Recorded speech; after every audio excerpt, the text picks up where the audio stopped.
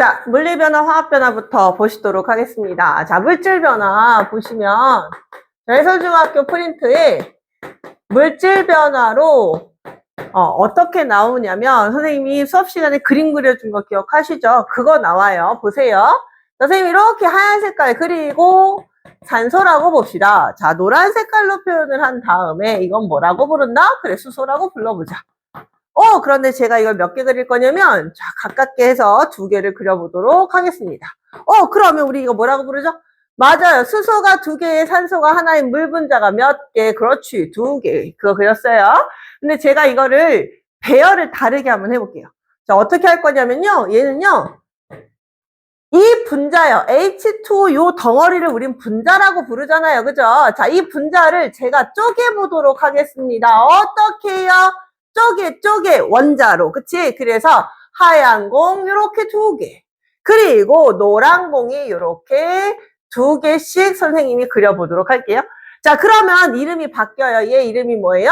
O가 2개야. 그치? O2. 그리고 H가 그렇지. 2개야. 그런데 그런 덩어리가 총 몇 개? 2개 있으니까 요렇게 쓸 수 있겠네요. 됐지요? 자, 그럼 제가 무슨 배열을 변화시킨 거냐면 분자들의 덩어리를 멀게 하거나 가깝게 한 게 아니라 분자를 하나하나씩 쪼갰죠? 오케이. 그러면 우리는 그걸 무슨 배열이 변했다라고 얘기한다? 그렇지. 원자 배열이 변했다고 얘기합니다. 원자 배열이 변하면 어떤 특징이 있냐면 기존에 없었던 분자가 새롭게 만들어집니다. 기존에는 물 분자였거든요? 그런데 새롭게 배열을 하게 되면 산소 분자와 무슨 분자? 수소 분자가 이렇게 만들어지죠? 이렇게 원자 배열이 달라지면 새로운 분자가 형성됩니다. 새로운 분자가 이렇게 만들어지는 이 변화를 우리 무슨 변화라 부른다? 그렇지, 화학 변화라고 부릅니다. 그럼 생각을 해보세요. 화학 변화는 원자의 배열이 달라져서 새로운 분자를 만들어냈죠. 그 분자가 성질을 이루는 기본 입자란 말이야. 그러면 예전 성질이 없어지는 거야. 물 분자가 아니라 수소 분자, 산소 분자가 됐으니까 예전 성질이 없어지고 새로운 성질로 다시 만들어지는 변화를 화학 변화라고 불러. 그런데 물리 변화는 그럼 뭐냐? 자, 봐보세요. 예를요, 보세요. 산소가 있고요. 그리고 수소가 있는 요 덩어리가 그대로 유지돼. 그쵸? 그대로 유지돼요? 그런데 거리만 멀어진 거야. 이렇게 거리만 조금 더 멀리 해볼게요. 그럼 우리 어떻게 쓰냐면 H2O 똑같이 쓰고 2개가 있는데 그 배열만 서로 뭐 한 것뿐이다? 멀어진 것뿐이다. 그럼 얘가 물, 즉 액체라고 하면 너는 뭐라고 부른다? 2개의 수증기라고 부르겠죠. 즉 기체라고 부르겠죠. 자, 이렇게 배열이 변하는 건 우리 무슨 배열이 변했다라고 얘기하냐면 분자 배열이 변했다라고 얘기해요. 분자 배열이 변해요. 그러면 분자가 깨지지 않은 거야. 그 분자가 가까워지거나 멀어진 것 뿐이야. 그러면 예전 분자가 그대로 어떻게 될까요? 유지되겠죠. 예전 분자를 그대로 가지고 있습니다. 동일합니다. 예전 분자와 동일하다라고 써볼게요. 그럼 선생님, 분자가 무슨 뜻? 성질을 이루는 기본 입자. 그럼 당연히 예전 성질과 어떨까요? 동일하겠죠. 그 변화를 우린 무슨 변화라 부른다? 그렇지, 물리 변화라고 부른다. 그래서 물질 변화는 크게 2가지로 나누는 거야. 무슨 변화하고 무슨 변화? 그래요, 화학 변화하고요. 무슨 변화? 그렇지, 물리 변화. 이렇게 2가지로 나눕니다. 물질 변화는 화학 변화와 물리 변화 이 2가지로 나눠. 그럼 선생님, 자, 화학 변화, 물리 변화 이제 뭔지 알겠는데 조금 더 이제 깊게 가보도록 할게요. 화학 변화 시 일정한 값을 한번 적어볼까요, 우리? 변하지 않는 값. 화학 변화를 하더라도 변하지 않는 값. 자, 변하지 않는 게 뭐냐면 선생님이 아까 요거 하얀색 공 몇 개 그렸어요? 여기서도 2개 그렸고 여기서도 2개 그렸죠. 맞아요, 2개 그렸어요. 자, 노란 공은 몇 개 그렸죠? 4개 그렸죠. 여기서도 몇 개 그려요? 그렇지, 4개 그렸죠. 노란 공은 4개. 하얀 공은 2개. 그게 무슨 말이야? 요 하얀 공, 노란 공 우리는 원자라고 부르죠. 그 원자의 종류가 그대로 유지가 됐죠. 원자의 종류도 똑같고 원자의 개수도 똑같아. 그러면 예를 들어 요거 하나를 내 맘대로 1g이라고 보자. 요거 하나를 내 맘대로 0.5g이라고 보자. 변할까? 그쵸? 반응 전후의 총 질량이 안 변하지요. 따라서 화학 변화는 질량 보존 성립한다, 안 한다? 성립한다. 오케이. 질량 보존의 법칙이 그대로 성립한다는 거. 반응 전후의 총 질량이 변함이 없다는 거. 그거 꼭 기억해 주세요. 자, 물리 변화도 마찬가지야. 자, 당연히 이 하얀 공 2개, 여기도 2개, 노란 공 4개, 여기도 4개. 그럼 똑같잖아. 하얀 공도 여기도 2개? 노란 공도 여기도 똑같이 4개. 그럼 뭐야? 그렇지. 원자의 종류와 개수? 안 변해요. 오케이. 원자의 종류도 안 변하고요. 당연히 원자의 개수도 안 변하겠죠. 그러면 물리 변화도 질량 보존을 성립한다. 맞아, 틀려? 딩동댕. 맞아요. 질량 보존의 법칙이 성립합니다. 거기에 하나만 더요. 또 있어요. 성립하는 게 또 있다고요. 뭐요? 아까 얘기했잖아요. 분자가요. 동일하다며요. 그죠? 물리 변화는 예전 분자와 똑같아요. 꼭 기억해요. 분자의 종류와 개수가 안 변해. 잘 들어. 화학 변화를 이거 쓰면 된다, 안 된다? 화학 변화 이거 쓰면 절대 안 돼. 화학 변화 이거 쓰시면 절대 안 돼요. 화학 변화는 분자의 종류 바뀌어요. 분자의 개수도 바뀌어요. 자, 분자 종류가 이거였어요. 2개였죠. 근데 분자 종류 달라졌죠? 3개잖아요. 화학 변화는 분자의 종류 개수 바뀌어요. 허나 물리 변화는 분자의 종류와 개수가 똑같아요. 그러다 보니 분자가 뭐라고요? 그렇죠. 성질이라고 했죠? 그럼 성질이 그대로 그렇지 유지되는 거야.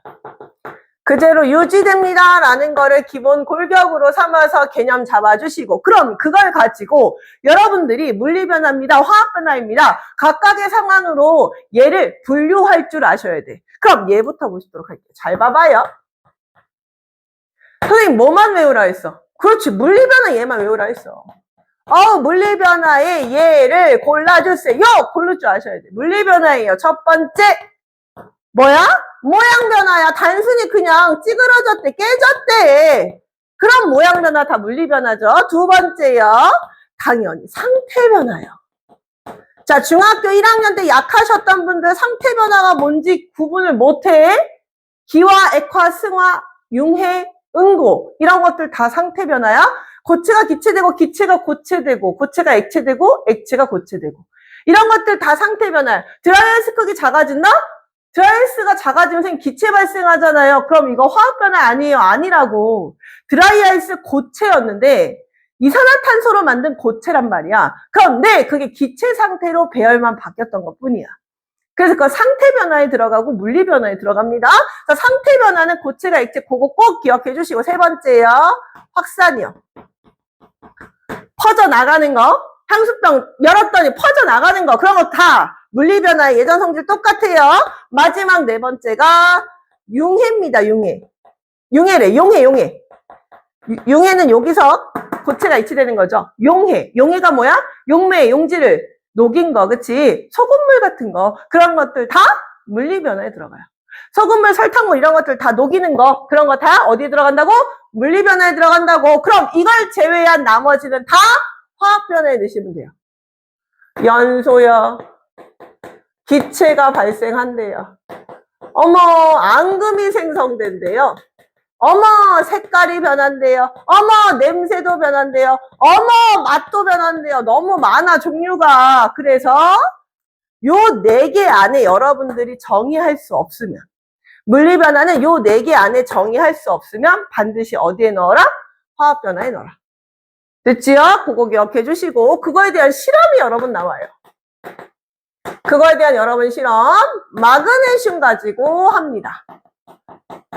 자, 여러분, 마그네슘에 염산 떨어뜨리면 기본적으로 기억해 주세요. 무슨 기체 발생하냐면 수소기체 발생합니다. 수소기체가 발생합니다. 마그네슘에 염산 떨어뜨리면 수소기체. 그럼 이 반응 자체는 물리변화의 화학변화야? 당연히 뭐야? 그치, 기체 발생한 거니까, 요 기체 발생한 거니까 화학변화에 들어가요. 자, 마그네슘은 이러한 화학변화를 할 수 있는 성질이 있는 거야. 어떤 화학변화? 염산을 떨어뜨렸을 때 수소기체가 나올 수 있는 화학변화를 할 수 있는 성질을 가졌다고요. 이해되세요? 오케이. 그럼 그게 두 가지 방향으로 나눠볼게요. 어떻게 해요? 선생님이 그걸 구부러진 마그네슘으로 만들어 볼 거고요. 마그네슘을 구부러져서 만들어 볼게요. 그리고 연소시킨다고요. 연소시킨 마그네슘이야. 자, 그러면 여러분 생각해 볼게요. 자, 요 기억 코스하고 니은 코스 중에 누가 물리 변화야? 당연히 기억 코스죠. 왜? 구부러졌잖아요. 무슨 변화야? 모양이 변했잖아요. 그치? 그럼 기억이 물리 변화야. 아, 기억이 물리 변화고, 자, 이렇게 연소를 시키는 거 화학 변화거든요? 그럼 여러분 물어봅시다. 시험 문제 뭐가 나오냐면, 이 기억하고 니은, 즉, 구부러진 마그네슘과 연소시킨 마그네슘 중에 염산 떨어뜨리면 수소기체 나오는 게 누구니? 그럼 당연히 예전 성질이 있는 애가 수소기체가 나오겠죠. 그럼 예전 성질이 있으려면 그 마그네슘 본연이 변하면 안 되죠. 그게 누구야? 그치, 기억이지. 니은은 변했죠. 뭐로? 마그네슘이 연소하잖아요? 그럼 산소와 결합을 해요. 그럼 얘 두 개가 이렇게 만나면 뭐가 되냐면 이 MgO, 산화 마그네슘이라는 물질로 변해요. 그럼 원자배열이 달라지면 화학 변화죠. 그러면 이 마그네슘 성질이 가져요?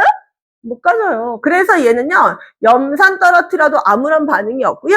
얘는요, 요 구부러진 마그네슘은 물리 변화기 때문에 염산과 반응을 해서 염산 반응 시 무슨 기체가 나온다 해도 똑같이 수소 기체가 나오는 걸 확인하실 수 있다고요. 됐죠? 그래서 요거 꼭 기억을 좀 해주세요. 그 다음 화학 반응 가도록 할게요. 반응식 보시겠습니다.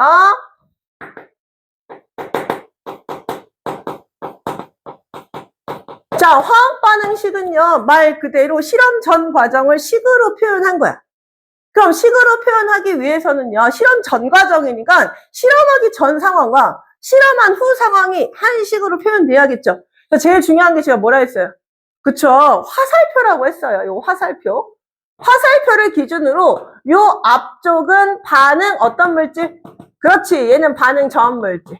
요 뒤쪽은 반응 뭔 물질? 그렇지. 반응 후 물질. 반응 전과 반응 후로 이렇게 선생님이 나눠보도록 할게요. 반응 전은 당연히 반응 물질이야, 생성 물질이야. 그치? 그 질문이라 해. 그치? 자, 화살표 왼쪽이죠? 화살표 왼쪽은 뭘 쓰기로 우린 약속하냐면 반응 물질을 쓰기로 약속합니다. 반응 물질을 쓰기로 약속합니다. 그 다음, 반응 후는요, 오른쪽이죠. 화살표의 오른쪽으로 쓰는데요. 이 화살표의 오른쪽은 뭘 쓴다? 그렇지. 생성 물질을 쓰기로 약속합니다. 됐죠? 그럼 여러분 프린트에 뭐가 나와 있냐면 메테인 연소 실험이 나와요. 자, 메테인이요. CH4예요. 자, 메테인을 연소했대. 연소라는 것 자체가 무슨 기체와 결합하는 거야? 태우는 것 자체가 산소 기체와 결합하는 거야. 그럼 반응 물질에 산소를 넣으시는 거야. 오케이. 그럼 뭐 만들어지냐면요. 이 탄소와 산소가 결합해서 이산화탄소 만들어지고요. 이 수소와 산소가 결합해서 물이 이렇게 만들어집니다. 그래서 이산화탄소 물이 생성되었다라고 해서 오른쪽에다가 기입을 했습니다. 그럼 여러분이 제일 중요한 거 이제 하실 거 뭐냐면 선생님이 모든 물질 반응은 원자야. 나 분명히 원자라고 말했다. 이게 학교에서 분자로 나올 거야. 야, 분자의 종류는 당연히 바뀌죠. 메테인이 이산화탄소가 됐는데 종류가 똑같니? 그지? 그건 고르지 말자. 원자의 종류가 변해요. 원자의 종류 안 변해요. 분자의 종류가 변하죠. 원자의 종류는 일정이에요. 그리고 원자의 개수도 어때요? 일정이에요. 원자의 종류와 개수가 일정한 거야. 그래서 개수를 맞춰줘야 돼. 그런데 내가 하얀색으로 쓴 거는 절대로 변화시켜주면 안 돼. 이해돼? 무슨 말인지? O2를 O3로 쓰시면 안 돼. 개수 맞춘다고. 왜? O2는 산소지만 O3는 오존이야. 다른 물질이야. 요 하얀색은 고정으로 한 상태에서 내가 개수를 맞출 거야. 자, 보세요. 제일 숫자 큰 거 골라봅시다. 4, 2, 4가 제일 크다. 그럼 얘를 기준으로 맞춰. 수소가 4개가 있대. 근데 여기는 수소가 2개가 있잖아. 그럼 4개로 맞추려면 앞에다 이렇게 2를 써요. 됐잖아요. 그죠? 됐죠? 그러면 이제 이제 딱 보니까 여기는 그럼 수소가 4개고 탄소가 하나야. 수소가 4개고 탄소 하나는 똑같다. 그지? 그럼 산소만 맞춰주면 돼. 잡아. 여기 산소가 몇 개야? 2개지. 그지? H2O가 2개니까 여기 1이 생략된 거니까 2개지. 산소 여기가 2개지. 2개 더하기 2개면 4개지. 근데 여기는 2개네? 그럼 앞에다 요렇게 2를 쓴다. 이렇게 개수 맞추면 끝나는 거야. 오케이? 괜찮죠? 자, 그럼 봐봐요. 시험 문제가 이렇게 나옵니다. 여러분 프린트에 이 메테인 대신에 양초라고 써놓고요. 이 양초 안에 들어있는 원소를 고르세요라는 문제가 나와. 이 양초 안에 들어있는 원소를 고르세요라고 해놓고 실험 결과에 뭐라고 써놓냐면 실험 결과에 생성 물질을 석회수에 넣었대. 근데 실험 결과에 석회수가 어떻게 됐대? 뿌옇게 흐려졌대. 뿌옇게 흐려졌대. 그리고 염화 코발트 종이를 갖다 대봤대. 근데 이 염화 코발트 종이가 무슨 색으로 바뀌었대? 그렇지. 푸른색이 붉은색으로 바뀌었대. 자, 이거 뭐 알려주는 거야? 석회수야. 나중에 고등학교 때 어차피 용어 외워야 되니까요. 석회수가 뭐냐면 수산화 칼슘이야. 요거거든요. 수산화 칼슘이란 말이야. 다 있어줄게. 잘 봐. CaOH2. CaOH2. 자, 이게 수산화 칼슘이란 말이야. 근데 거기에 뭐가 떨어지면 이산화탄소가 이렇게 떨어지잖아요. 이산화탄소 기체가 들어가면 뭐가 되냐면 CaCO3라는 탄산칼슘이 되고요. 뭐가 만들어지냐면 물이 만들어져요. 오케이. 자, 봐요. 얘 때문에 뿌옇게 흐려지는 거야. 탄산칼슘이라는 이 앙금 때문에. 이 앙금 때문에 뿌얘지는 거야. 그럼 석회수가 뿌옇게 흐려졌다? 뭐 검출한 거야? 맞아. 이산화탄소 검출한 거야. 석회수가 뿌옇게 흐려졌어요. 이산화탄소가 있었구나. 라고 아는 거야. 그 다음, 이 염화 코발트도 마찬가지야. 이 염화 코발트라는 요 놈은요, 특징이 뭐냐면, 물만 만나면 뭐로 바뀐다? 그렇지. 붉은색으로 바뀌어. 그럼 얘는 뭐 검출한 거야? 물 검출한 거야. 그럼 아이들이 이제, 이건 알아. 석회수가 뿌옇게 흐려진 건 이산화탄소가 만들어진 거. 염화 코발트 종이가 붉은색으로 변한 건 물이 만들어진 거야. 이건 알아. 그래서 여기다 뭐라고 하냐면, 양초에 있는 물질은 탄소, 수소, 산소다. 이렇게 쓴단 말이야. 맞아? 못 빼야 돼. 그렇지. 못 빼야 돼? 산소 빼야 돼. 왜? 산소는 연소 과정에서 얻어진 물질이야. 오케이? 원래 양초 속이나 메테인이나 다 이렇게 이산화탄소와 물을 만들어내는 생성물, 이산화탄소와 물이라는 생성물을 만들어내는 이 반응물은 다 탄화수소물이야. 탄화수소물이 뭐냐면 탄소와 수소와 결합되어 있는 물질이야. 그 탄화수소물을 고르시면 돼. 즉 탄소와 수소만 골라주시면 됩니다. 꼭 요 놈만 골라주셔야 돼. 산소 넣으시면 절대로 안 돼요. 말씀드렸어요. 그래서 양초 연소할 때 이런 생성물질 나왔다면 양초 속에 무슨 원소 들어있니? 라고 물어보면 탄소, 수소. 메테인도 마찬가지야. 연소를 하게 되면 뭐하고 뭐 나와? 이산화탄소하고 물 나와. 그래서 석회수 뿌옇게 흐려지고 염화 코발트 종이 붉게 변해요. 그러면 이 안에 들어있는 원소 쓰세요라고 하면 탄소하고 수소만 쓰세요. 됐죠? 그거 체크해 주시고요. 그럼 선생님 화학 반응식으로 알 수 있는 사실이 뭔지 한번 정리하고 선생님 질량 보조 넘어가도록 할게요. 자, 화학 반응식으로 알 수 있는 사실 첫 번째, 반응 물질과 생성 물질을 구별할 수 있다. 첫 번째, 반응 물질이 뭔지 알 수 있고요. 생성 물질이 뭔지 나는 알 수 있더라. 두 번째, 원자의 종류가 뭐였는지, 원자의 개수가 몇 개였는지 나는 알더라. 세 번째, 분자의 종류도 알아요. 분자의 종류와 분자가 몇 개였는지 그 개수도 알 수 있더라. 분자의 종류 메테인, 산소, 분자의 종류 이산화탄소, 물.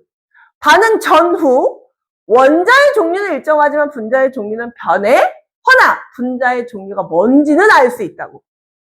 분자의 종류는 변해. 근데 분자의 종류가 화학 반응식을 통해 뭔지는 나는 알 수 있다고. 그 다음 네 번째요. 개수비 알 수 있어요. 개수비, 개수가 뭐야? 앞에 있는 큰 숫자를 말해요. 요 개수. 요 개수비를 알 수 있는데요. 이 개수비는 결국에 분자 수비와 같다라는 것까지 기억해 주시면 돼요. 됐지요? 그 다음 질량 보존 가겠습니다. 자, 질량 보존의 법칙. 자, 질량 보존의 법칙에 대해서 정의를 정확하게 기억하신다는 거. 정의가 뭐냐면 반응 물질의 총질량과 반응 물질의 총질량과 생성 물질의 뭐가 똑같다는 거야? 총질량이 서로 뭐하다는 거야? 같다는 거죠. 반응 물질의 총질량과 생성 물질의 총질량이 같아. 자, 왜 같아? 대답. 꼭 기억해. 원자의 종류와 개수가 변하지 않아. 그렇지, 변하지 않기 때문이야. 변하지 않음. 근데 선생님이 이걸 뭐로 바꾼다고, 선생님이? 분명히 분자라고 이렇게 나올 거야. 근데 그거 못 고르면 선생님 진짜 에이! 할 거야. 분자 아니야. 분자의 종류, 메테인이 이산화탄소로 변했다고. 분자의 종류는 변해. 허나 원자의 종류 CHO 이건 다 똑같다고. 그리고 개수도 똑같다고. 그러니까 질량이 어떻다고? 같다고. 오케이? 그거 꼭 체크해 주세요. 나 분명히 말합니다. 원자라고요.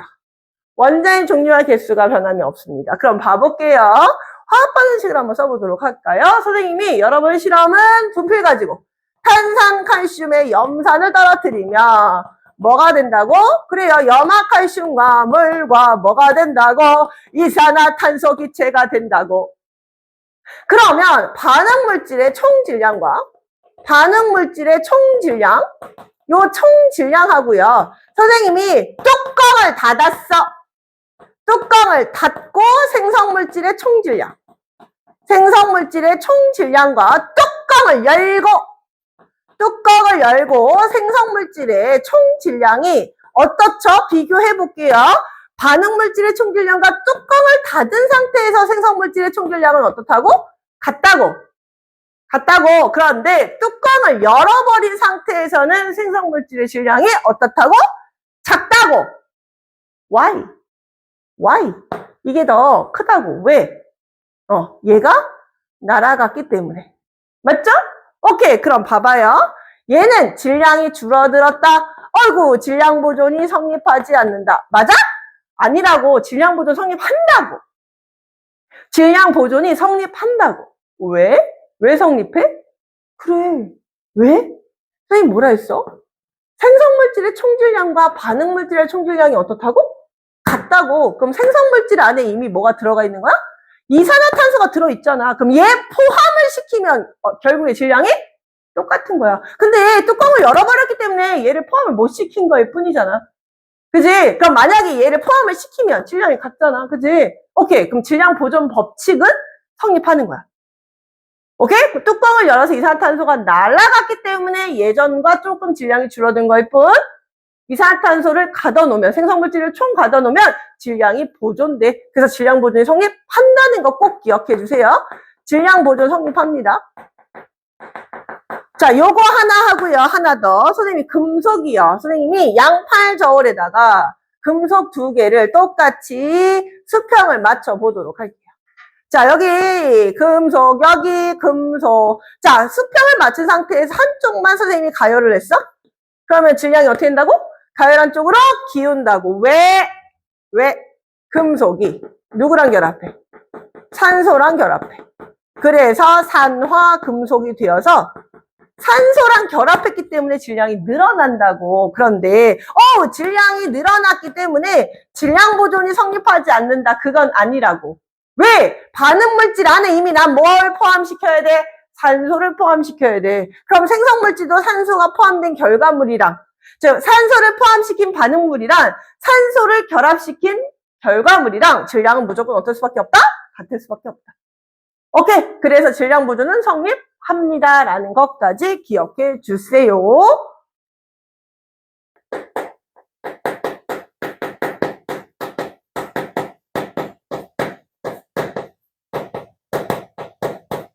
일정 삼분비 법칙은 난이도 있어. 잘 들어주세요. 자, 일정 삼분비 법칙은 뭐냐면 결론부터 말씀드리면 화합물을 생성할 때만 성립해요.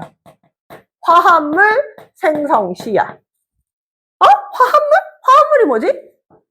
물리변화, 화학변화 중에 누구의 결과물? 그래, 화학변화의 결과물이야. 화학변화, 원자 배열이 달라지는 이 화학변화의 결과물을 우리는 화합물이라고 불러요. 그럼 물리변화의 결과물은 뭐라 불러요? 혼합물이라고 불러요. 그래서 기억할게. 잘 들어. 일정삼분비 법칙은 혼합물은 적용하지 않는데요. 혼합물, 즉 물리변화는 이 이론이 적용이 될 수가 없어요. 자, 왜 그런지 설명을 해드릴 거야. 화합물만 적용돼. 혼합물은 적용이 안 돼. 자, 왜 그럴까? 자, 화합물을 생성을 할 때 특징이 있어. 어떤 특징이 있냐면 원자의 개수비가 늘 일정해요. 원자의 개수비가 일정할 수밖에 없어. 화합물 만들 때. 근데 혼합물을 만들어. 즉 혼합물을 만든다는 거 용매 용질을 섞는 거죠. 용매 용질이 섞는 그 과정에서 원자의 개수비가 일정할까? 그게 일정하지가 않아. 그래서 얘는 성립되지가 않습니다. 적용이 안 돼요. 화합물 만들 때만 원자의 개수비가 일정해. 그러다 보니 원자의 개수비가 일정하니 질량비가 뭐 할 수밖에 없다? 그렇지. 일정할 수밖에 없다. 원자의 질량비가 일정할 수밖에 없다고. 물질의 질량비가 일정할 수밖에 없다고. 그래서 우리는 그 일정성물 법칙이야. 그래서 물리변화는 절대로 적용이 안 되고 화학변화만 적용이 될 수 있어. 그럼 대표적인 예로 뭐가 나오냐면 여러분 프린트에 자 요거 뭐죠 여러분? 그죠? 물이죠. 근데 선생님이 요렇게 밑에다 써볼게요. 자 이건 뭐예요? 그래요. 과산화수소예요. 자 얘는 물이고요. 얘는 과산화수소예요. 얘는 물이고 얘는 과산화수소구나. 자, 근데 제가요, 보시다시피 뭐가 조금 다르냐면 원자의 개수비가 좀 다른 거 보이세요? 보세요. 얘도 구성원소가 뭐냐면 HO, 수소산소예요. 얘도 구성원소가 뭐냐면 H하고 O, 수소산소예요. 그런데 이 개수비가, 자, H하고 O는요, 얘 두 개, 얘 하나예요. 그죠? 근데 얘는요, 두 개니까 1대 1이죠. 개수비가 달라요, 비율이. 그지? 오케이. 그러면 개수비가 다르잖아? 그러면 질량비도 달라지나 우리 한번 봅시다. 문제에서 알려줄 거예요. 예를 들어 이런 문제가 나온다고 하면 수소의 상대적 질량은 1이라고 가르쳐 주고요. 산소의 상대적 질량은 16이라고 가르쳐 줘요. 이게 무슨 말이냐면 수소 하나를 1g이라고 볼 때 산소 하나의 질량은 16배 크다고요. 그래서 수소가 1g일 때 산소는 16g 정도 돼. 이 말이거든요. 그럼 이걸 그대로 곱하기 해볼게요. 잘 보세요. 수소가 지금 개수비가 2대 1이죠. 근데 여기다가 수소가 지금 하나당 1g이래. 그럼 그 그람 수를 여기다 곱해요. 얘는 하나당 16g이래. 그 그람 수를 곱해요. 그럼 2대 16이죠. 그럼 약분하면 몇 대면? 그렇지. 1대 8이 나오죠. 그죠? 근데 얘 볼게요. 얘는 하나일 때 1g. 얘는 16g. 그럼 약분해보면, 얘 약분이 안 되네? 1대 16이야. 보세요. 질량비가 같아요? 달라요? 질량비가 달라요. 왜 달라요? 개수비가 뭐 하기 때문에? 다르기 때문에. 그래서 기억하실 게, 구성 원소가 동일해요. 구성 원소가 동일해도, 개수비가 다르면 결국에 뭐가 달라질 수밖에 없다고? 질량비가 달라질 수밖에 없다고. 그게 일정성분비 법칙이야. 그래서 여러분 실험이 두 가지가 나오는데 뭐가 나오냐면 구리 연소 실험하고 마그네슘 연소 실험이 나와. 그러면 그거 어렵지가 않거든요. 잘 보세요. 자, 구리 연소 실험에서 그래프 종류가 두 종류 중에 하나가 나올 거예요. 예를 들어 여기에 구리라고 적어볼게요. 여기에 산소라고 적는 요런 그래프가 나올 수도 있고요. 결과물이랑 비교하는 그래프가 나올 수도 있어요. 자, 여기가 산화구리래요. 산화구리고요. 여기가 구리라고 써 있는 경우가 있어요. 그럼 어떻게 푸시냐면, 자, 봐봐요. 이렇게 좌표를 읽어보시면, 예를 들어 여기가 0.4g이래. 여기에 0.1g이래. 그 다음 포지션 보니까요, 0.2g이고 0.8g이래. 그럼 그 좌표를 그대로 요렇게 그려져 있단 말이야. 이것만 해석할 줄만 아시면 돼. 가장 기본적인 문제가 뭐냐면, 자, 구리대, 산소대, 산화구리의 질량비를 쓰세요. 이런 문제야. 질량비? 질량비를 어떻게 구해요? 요거 물어본다고요. 그럼 어떻게 하시냐면, 자, 구리가 여기, 요거 읽어볼게요, 선생님. 0.4라고 쓰세요. 산소는 얼마예요? 0.1이죠. 자, 우리 질량보존법칙 기억하시죠? 이게 반응물질이잖아. 얘가 생성물질이잖아. 반응물질의 총질량과 생성물질의 총질량이 어때? 같죠? 그럼 0.4, 0.1, 그럼 여기다 뭐 써? 그렇지, 0.5를 써야지. 맞아요? 오케이, 그럼 질량비가 몇 대면? 그래요, 4대 1대 5입니다. 이렇게 쓰시면 돼요. 얘도 마찬가지야. 그럼 당연히 어떻게 돼 있겠니? 보세요. 여기 0.5가 써 있을 거야. 여기 0.4라고 써 있을 거야. 그 다음요? 여기 0.8이라고 써 있을 거야. 여기 1.0이라고 써 있을 거라고. 예를 들어. 그러면 그래프가 이렇게 그려진다고. 그럼 똑같아. 잘 봐. 구리가 0.4래요. 그럼 구리에다 0.4를 쓰세요. 산화구리가 0.5래요. 0.5 쓰세요. 그럼 우리 여기 0.1 나오잖아요. 맞죠? 그래서 4대 1대5 똑같이 변함없어요. 그럼 이거를 적용할 수 있는지를 문제를 어떻게 물어보냐면 이렇게 나온다고. 어떻게 나오냐면요. 예를 들어 산화구리가요. 산화구리가 선생님이 몇 g을 얻었냐면 30g을 얻었대요.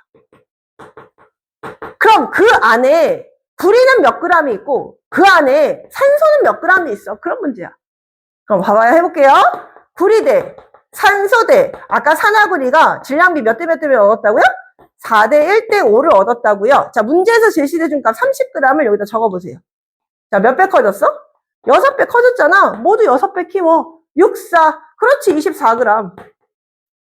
1, 6, 6. 그래서 30g 된 거야. 그래서 그 안에 구리는 24g 있었고, 산소는 6g이 있었습니다. 이렇게 정리하시면 돼요.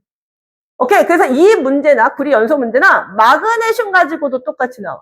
마그네슘도 쉽죠. 마그네슘은 이런 식으로 나올 거야. 하나만 보여드릴게요. 자, 보세요. 여기 산화 마그네슘이라고 써있고, 여기 마그네슘이라고 써있다고. 그런데 마그네슘이 여기가 선생님 마음대로 0.3g이잖아? 그랬더니 산화 마그네슘이 0.5g이 되었대. 여기가 0.6g이잖아? 그랬더니 1.5, 0이 이렇게 되었대. 그래서 그래프가 이렇게 그려지는 거야. 그죠? 그러면 질량비 구할 수 있잖아요. 질량비 어떻게 구해요? 마그네슘 대 산소 대 산화 마그네슘이 몇 대 몇 대 몇이에요? 그럼 그대로 쓰면 돼. 자, 마그네슘이 0.3. 산소는 모르겠어. 근데 산화 마그네슘이 얼마? 0.5. 그럼 산소 얼마? 그렇지. 반응물질 총질량과 생성물질 총질량이 같으니까 여기다 얼마 넣으면 돼? 그렇지. 0.2 넣으면 되잖아. 그지? 그래서 몇 대 몇 대면? 3대 2대 5. 이렇게 해서 풀면 돼. 됐죠? 그래서 그 문제 기억할 줄 아시면 되고요. 그 다음 볼트너트 문제도 나올 것 같아요. 선생님이 볼트너트 문제도 하나 설명을 해드릴게요. 잘 봐봐요. 볼트 하나가 있었어요. 자, 너트 2개가 있었어요. 근데 내가요, 볼트 하나에 너트 2개 낀 그림을 이렇게 만들어 볼게요. 너트 3개 낀 그림도 나올 수 있어요? 오케이. 그럼 푸는 방식은 똑같아요. 자, 볼트가요, 선생님 마음대로. 볼트가요, 2개 있었대요. 볼트가 2개 있었고요. 너트가 몇 개 있었냐면 2개 있었대요. 볼트가 2개일 때 선생님 마음대로 10g이었다고 봅시다. 너트가 2개일 때 선생님 마음대로 4g이었다고 한번 봅시다. 오케이. 그럼 봐봐요. 얘하고 얘가 만나서 이거 몇 개 나와요? 화학 반응식 쓰시면 돼. 자, 볼트 선생님 마음대로 B라고 써볼게. B 하나. 그지? 너트는 몇 개 필요해? 너트 N 몇 개? 2개 필요해. 그럼 그거 결합해서 뭐 만들어져? BN2 만들어져. 그치? 몇 개? 하나 만들어져. 개수비가 분자수의 개수비는 이 앞에 있는 개수로 표현합니다. 1대 2대 1이야. 그러면 얘가 비율이 1대 2대 1이 나오려면 당연히 이 2개를 다 쓰게 되면 얘 하나밖에 못 쓰죠. 얘가 하나 남아요? 맞아요? 오케이. 얘 하나 남아요? 그럼 얘 몇 개 만들어져요? 그렇지. 1개 만들어져요. 됐죠? 그럼 질량비도 한번 해볼까요? 보세요. 볼트하고 너트가 있는데 개수비가 1대 2야. 그런데 볼트가요, 2개 있을 때 10g이니까 하나 있을 때 몇 g이야? 5g이겠죠. 너트가 2개 있을 때 4g이래. 그러면 하나일 때 2g이겠죠. 그죠? 곱하세요. 그럼 얼마야? 그렇지. 질량비는 5대 4입니다. 라고 쓰시면 돼요. 됐죠? 일정 성분비 다 맞춰주세요. 기체 반응의 법칙을 보도록 하겠습니다. 자, 게일 이삭이 주장한 이 기체 반응의 법칙은 고체 안 돼요. 액체 안 돼요. 뭐만 돼요? 기체만 돼요. 그래서 이름이 기체 반응의 법칙이야. 기체 반응의 법칙은요, 기체를 생성할 때 뭐가 일정하다라는 얘기냐면 부피비가 일정하다는 얘기거든. 부피비가 일정해. 그래서 기체 반응의 법칙이 성립하지 않는 거는요, 고체하고 액체 그런 거 고르시면 돼요. 고체하고 액체. 예를 들어 보도록 할게요. 자, 이런 건 기체 반응의 법칙이 성립돼요. 질소기체. 질소기체와 수소기체가 결합해서 뭐 생성하는 거? 암모니아가 생성되는 거. 이런 건 기체 반응의 법칙이 성립해요. 그러면 자 보세요. 화학 반응식 여러분 배웠잖아요. 그죠? 화학 반응식이래. 화학 반응식 그거 하는 거, 계수하는 거. 그죠? 자, 봐봐요. 보시면 제일 큰 숫자, 요거죠. 그죠? 그래요. 그럼 얘를요, 얘는 2개인데 얘는 3개네? 그럼 어떻게 하지? 얘를요, 이렇게 앞에다 2를 한번 써볼게요. 맞아요? 그러면 수소가, 원자가 몇 개가 되죠? 6개가 되죠? 근데 여기 몇 개야? 2개죠? 그럼 앞에다 뭐 써? 3쓰죠. 질소 원자는 몇 개야? 2개죠? 그럼 여기 2개. 맞네요? 이렇게 개수 맞췄죠? 오케이. 자, 얘는 기체 반응이 어찌 성립해요. 왜냐면, 반응물질도 기체고, 생성물질도 기체이기 때문에요. 하나 더 해볼까요? 자, 얘 같은 경우는, 보세요. 수소 기체에 산소 기체가 결합해서, 물이라고 하면 절대 안 돼요. 수증기 기체를 만들었어요. 이것도 돼요. 자, 개수 맞춰볼게요. 산소가 하나인데, 얘 산소 원자가 2개네요. 그럼 앞에다 2를 쓰면, 수소 원자가 4개가 돼버리네요. 그럼 앞에다 2를 이렇게 쓰시면 돼요. 그죠? 자, 이 둘은 기체 반응 어찌 성립해요. 그런데, 잘 들어. 탄소에다가 산소와 결합해서 선생님이 이산화탄소 기체를 만들어 볼게요. 자, 얘는 기체고 얘는 기체인데요. 이 탄소가 고체예요. 고체야, 그치? 그럼 당연히 얘는 성립할 수? 그렇죠, 없어요. 요건 안 돼요. 탄소에 산소 결합해서 이산화탄소 기체 만드는 건 탄소가 고체이기 때문에 성립하지 않는다고요. 자, 그럼 기체 반응의 법칙이 뭔지 한번 선생님이 말씀을 드려보도록 할게요. 자, 요거 갖고 선생님 한번 얘기를 한번 해볼까요? 자, 무슨 얘기냐면, 자, 게일 이삭이라는 사람이, 수소 기체랑 산소 기체를 10ml씩을 넣은 거예요. 여기도 10ml씩 넣은 거예요. 그런데 항상 산소가 남더래요. 산소가 얼마가 남냐면 늘 항상 얘 반이 남더래요. 5ml가 남더래요. 그러면 요 10ml하고 요 5ml가 반응을 하면 15ml가 나올 거라고 생각을 했는데, 뭐지? 10ml가 나오더래요. 이상하다? 왜 그러지? 그럼 내가 다시 실험해보자. 똑같아요. 20ml랑 반응을 했어요.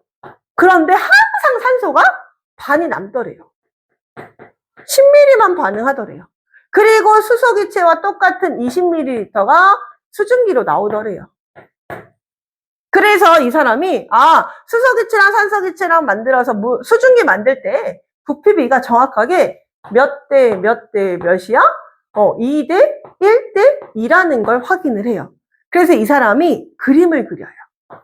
잘 봐봐요. 수소는 2개의 공간이 필요해요. 산소는 1개의 공간만 있으면 되더라고요. 그러면 물은요, 이렇게 2개의 공간이 필요합니다. 요 이론이에요. 근데 이 사람이 여기에다가 원자를 한번 넣어봤어. 자, 요게 수소 원자야. 요거 수소 원자야. 자, 요것도 산소 원자야. 근데 수소 원자는 요 칸에다가 이렇게 넣기 참 좋아. 근데 산소가 여기 2칸에 똑같이 넣어야 되는데 넣을 수가 없네? 우리는 상식으로 알잖아. 원자는 쪼개질 수 있어, 없어? 없어. 그래서 자, 뭐냐면 원자수의 비가 아니구나. 원자수의 비? 원자수의 비가 아니구나. 뭐가? 부피비가. 그럼 도대체 뭐지? 잘 들어. 다시 그려볼게요. 여기 2칸이에요. 여기 1칸이에요. 자, 여기에 2칸을 이 사람이 다시 그립니다. 잘 보세요. 이렇게 다시 그립니다. 자, 여기에다가 뭘 넣냐면 수소 분자를 넣는 거야. 분자 하나. 이렇게 하나. 분자 하나죠? 요것도 분자 하나. 됐죠? 요것도 분자 하나. 이렇게 분자를 그려요. 그리고 나서 여기에 분자 하나를 그립니다. 분자 이렇게 해서 하나. 이게 분자 하나거든요. 이렇게. 맞아요? 그런데 원자가 쪼개졌어요? 그렇죠. 안 쪼개졌죠? 그래서 이걸 통해서 이제 알게 됩니다.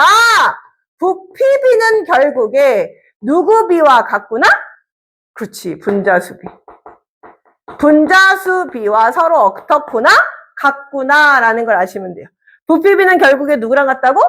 그렇지. 분자수비하고 같다고. 오케이? 요걸 성립한 거야. 그래서 보시면, 자, 요것도 똑같아요. 자, 시험 문제가 어떻게 나오냐면 이렇게 나와요. 질소기체요. 질소기체 15ml와 수소기체 15ml를 반응했대요.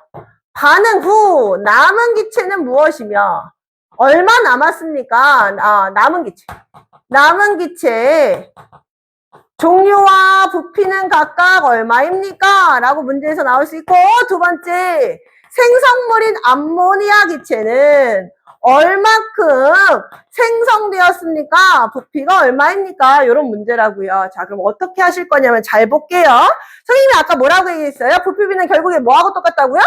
분자수의 비요. 그럼 분자수의 비는 여기 보시면 앞에는 누구의 비냐면 개수비예요. 보세요. 그래서 2대 1대 2가 나온 거거든요. 이 앞에는 개수가 2, 1, 2지요. 그래서 부피비가 2, 1, 2가 나온 거예요. 그럼 이거 똑같아요. 자, 해볼게요. 아무것도 안 쓰있으니까 1. 여기 3. 여기 2. 몇 대 몇 대면? 1대 3대 2. 맞아요? 1대 3대 2라고요. 오케이, 그럼 봐봐요. 15하고 15를 내가 1대 3으로 만들 거예요. 그럼 당연히 얘가 한 개 반응물이겠죠. 최대로 다 쓰겠죠. 3배 많으니까. 그쵸? 자, 그러면 3일 때 15면 1일 때 얼마야? 5죠. 오케이. 그러면 반응 후 남은 기체는 당연히 무슨 기체? 질소 기체가 남았을 거고 5mm만 사용했기 때문에 얼마큼이 남았을까? 10mm가 남았을 거야. 그래서 5mm 썼고요. 15mm 썼어요? 그럼 얼마 만들어져? 그쵸. 10mm 만들어지죠? 1대 3대 2니까요. 1일 때 5, 3일 때 15, 2일 때 10. 그래서 암모니아 기체는 얼마큼 만들어집니까? 10ml 만들어집니다. 이런 느낌이야? 괜찮죠? 오케이. 그럼 봐봐요. 자, 여기에서, 자, 여기 한 번만 정리해봐요. 여러분 프린트는 요 두 개가 나오더라고요. 자, 보시면, 질소기체하고요. 질소기체하고, 자, 수소기체 이렇게 해가지고, 암모니아가 이렇게 만들어집니다. 잘 봐요. 분자수비가 몇 대 몇 대면? 분자수비는요, 1대 3대 2예요. 뭐 의미한다고? 앞에 있는 개수 의미한다고. 개수가 분자수비야. 그럼 부피비는 몇 대 몇 대면? 그렇지. 부피비도 똑같이 1대 3대 2예요. 분자수비하고 부피비하고 똑같아요. 자, 여러분이 꼭 기억할 게 앞에 있는 화학 반응식의 이 개수비가 결국에 분자수의 비를 의미하고요. 분자수의 비를 의미하고 그게 결국에 뭘 의미한다? 그래요. 부피비를 의미한다고. 됐지요? 그런데 질량비요. 이게 이제 여러분 낚시에 걸리게 될 거야. 자, 질량비는 어떻게 계산하셔야 되냐면 질량비는 화합물로 보시는 거야. 자, 화합물로 뭐 만들었죠? N, H, 3 만들었죠? 오케이. 자, 이거 뜯어볼게요. 질소기체랑 수소기체가 개수비가 몇 대면? 1대 3이에요.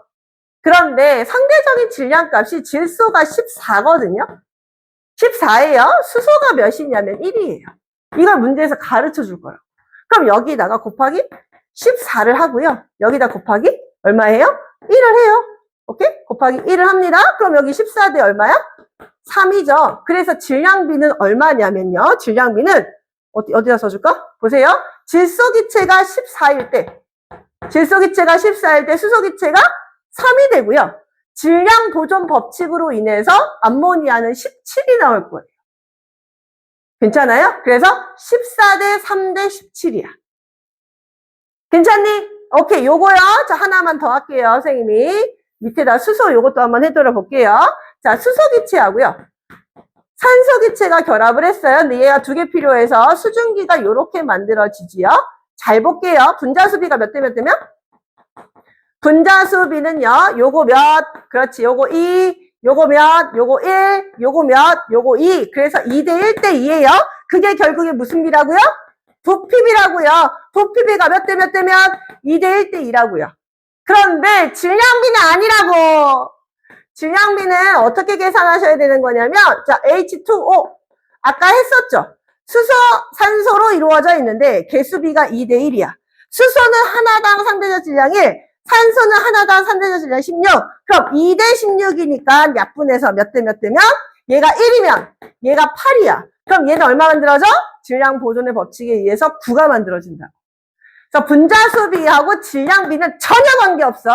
분자수비는 부피비와 관련이 있다는 걸 꼭 기억해 주세요. 추리 보실게요. 보자.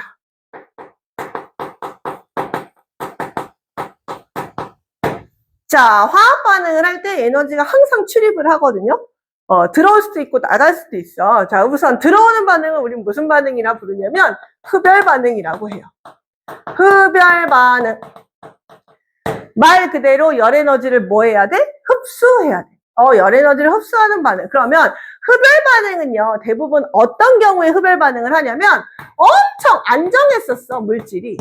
그런데 불안정할 때 우리는 열 에너지를 흡수해요. 왜 불안정하려고 할 때 열 에너지를 흡수해요? 자, 안정한 상태에서는 결합 에너지가 엄청 크거든요. 그러면 그 결합 에너지를 끊어내야 돼. 결합 에너지를 끊어내려면 외부에서 당연히 뭘 공급해줘야 돼? 열 에너지를 공급해줘야겠지요. 그래서 열 에너지를 흡수합니다. 자, 흡열 반응은 열 에너지를 흡수하는 반응인데 그래프를 그려보면 우린 이렇게 그릴 수 있어요. 잘 봐봐요. 보세요.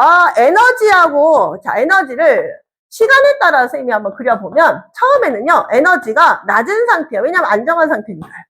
그러다가 에너지가 높은 상태로 이렇게 유지되는 요걸 흡열 반응이라 불러요. 그래서 요만큼 열 에너지를 뭐 해야 돼요? 흡수해야 돼요. 열 에너지를 요만큼 흡수해야 돼요. 그래서 반응 물질의 에너지하고요, 생성 물질의 에너지 중에 생성 물질의 에너지가 더 커요. 오케이? 이걸 우리는 흡열 반응이라고 부릅니다. 그럼 생각해 보세요. 선생님이 요 시험관이 무슨 반응을 하고 있냐면 흡열 반응을 하고 있대.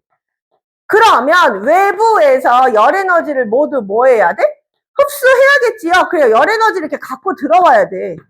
여기도 열 에너지, 여기도 열 에너지 다 이걸 갖고 들어와야 돼. 그럼 생각해봐. 주변은 열을 얻었어, 잃었어? 잃었죠. 그래서 주변 온도가 낮아지는 거야. 그걸 우리는 흡열 반응이라 불러. 그래서 불안정한 상태로 만드는 건데 대부분 다 분해야, 분해.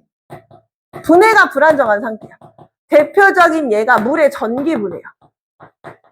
물의 전기분해. 물은 되게 안정한 상태거든요. 이 안정한 상태의 물을 전기를 통해 가지고 수소기체와 산소기체로 이렇게 만들어내는 반응. 이게 바로 흡열 반응이야. 또 하나, 열분해도 마찬가지야. 여러분, 탄산수소 나트륨, 베이킹파우더. 탄산수소 나트륨을요, 열을 주잖아요. 그러면 탄산 나트륨하고요, 탄산 나트륨, 그리고 물, 그리고 이산화탄소 기체가 이렇게 날아갈 거예요. 오케이. 이렇게 불안정한 상태로 가기 위해서는요, 뭐 해야 돼요? 그렇지, 흡수해야 돼요. 그래서 탄산수소 나트륨 열분해. 써드릴게요. 탄산수소 나트륨 열분해. 나트륨 열분해. 요거 기억해 주세요. 그래서 물의 전기분해하고 탄산수 나트륨 열분해 같은 경우가 대표적인 흡열 반응의 예이고요. 그 다음 광합성 기억해 주시고요. 그 다음 수산화바륨과 염화암모늄, 아마 그거 나올 거예요. 수산화바륨하고 염화암모늄은요, 반응을 하면 열 에너지를 흡수해서 흡착판이, 이제 나무판이 붙거든요. 오케이? 그래서 수산화바륨과 써드릴게요. 수산화바륨, 염화 암모늄이요. 자, 요 반응이요. 요 반응을 할 때도 흡열이고요. 하나 더요. 상태 변화요. 물리 변화 중에 상태 변화. 상태 변화할 때 흡열을 하려면요, 어떤 상태를 흡열이라고 얘기하냐면 고체가 액체로 가거나 액체가 기체로 가거나 고체가 기체로 가는 거야. 여러분 머릿속에 중학교 1학년 때 고체는 열에너지 0이라고 생각하세요. 액체는 열에너지 10이라고 생각하세요. 기체는 열에너지 100이라고 생각하세요. 얼음물, 수증기 중에 뭐가 제일 뜨거워요? 수증기가 제일 뜨거워요? 그 다음 물이에요? 얼음은 너무 차가워요. 그렇죠? 그렇게 이해하시면 돼요. 근데 그게 기체 방향으로 가는 거. 즉 고체가 액체면 우리는 뭐죠? 융해라고 하죠. 액체가 기체면 기화예요. 그리고 고체가 기체로 가는 드라이아이스, 사라지는 이승화요. 이런 것들은 다 흡열이라는 거 기억해 주시면 돼요. 자, 됐죠? 다음 발열 가도록 할게요. 자, 발열 반응은 뭐냐면 열 에너지를 발산시키는 반응이에요. 어떤 경우에 발열 반응을 하냐면 너무너무 불안정했어. 근데 그 불안정한 애가 안정해지기 위해서 열 에너지를 버려요. 불안한 아이들이 보통 열 에너지를 많이 갖고 있거든요. 너네가 에너지 많으면 엄마 아빠 말 안 듣는 것처럼 에너지가 많으면 되게 불안정한 상태야. 그런데 안정한 상태로 되려면 열 에너지를 뭐 해야 돼요? 방출해야 돼요. 자, 이걸 그래프로 그려보면 이렇게 그릴 수 있겠죠. 시간하고 에너지를요, 표현을 한번 해볼게요. 에너지, 시간. 처음에는요, 에너지가 엄청 높았어요. 왜냐면, 불안정하거든요. 반응물질 에너지가 이런 상태였어요. 그런데, 안정해지면요, 이렇게 에너지가 낮아지거든요. 그만큼 버리는 거야. 그만큼 에너지를 뭐 하는 거야? 열 에너지를 방출합니다. 요런 그래프를 만들어요. 그래서 생각을 해보세요. 제가 여기서 발열 반응을 하고 있대요. 나 안정해졌어. 네 열을 버려버리니까 내가 너무 안정해졌네? 자, 반응할 때 열 에너지를 막 이렇게 버려요. 그럼 당연히 주변 온도가 어떻게 될까요? 그렇지, 높아지겠죠. 주변 온도가 높아지는 거야. 자, 이게 발열 반응이야. 그럼 발열 반응의 대표적인 예를 쓰세요. 라고 하면 뭐 쓰시면 되냐면 금속이 산소와 결합하는 반응. 그래서 산화금속 되는 거. 대표적인 예가 그 뭐였죠? 팩 그거 뭐지? 추울 때 하는 그 팩 뭐죠? 철가루 그 있잖아요. 그거 부직포 팩 그치? 그런 거. 그 금속이 산소랑 반응하는 거. 그거고요. 하나 더. 금속이요.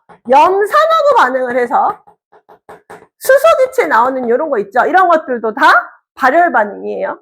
그 다음 중화 반응에서 산성하고요. 염기성이 반응해서 이렇게 중성되는 거야. 물 분자 만드는 게 안정되는 거거든요. 수소 이온하고 이게 수산화 이온이야. 나중에 고1 때 배울 거야. 수소하고 수산화 이온 결합해서 물 분자 안정한 상태로 갈 때 열 에너지를 마구마구 버려요. 오케이. 그래서 산성하고 염기성 만나서 중성되는 거, 뭐 이런 거, 또는 이런 거. 산화칼슘, 그죠? 산화칼슘이 물하고 반응을 하잖아요? 그럼 여러분, 안정한 뭐가 되냐면 이렇게 석회수가 돼요. 산화칼슘하고 물하고 반응하는 거. 또 이런 거 호흡이야, 호흡. 광합성은 흡열이지만 호흡은 발열이야. 그래서 우리 체온을 유지합니다. 마지막 상태 변화요. 자, 생각해 보세요. 선생님이 열 에너지가 100개 있는 애에 기체가 있었어? 근데 그게 액체로 변한대. 그럼 90개 버리죠? 10개 있었는데 그게 고체로 변한대. 그럼 10개 버리죠? 오케이. 기체가 고체 순으로 이렇게 가는 상태 변화가 바로 발열 반응의 대표적인 예라는 것까지 기억하셔서 여기 문제 다 맞춰주십니다. 자, 일단 정리 끝났습니다. 고맙습니다.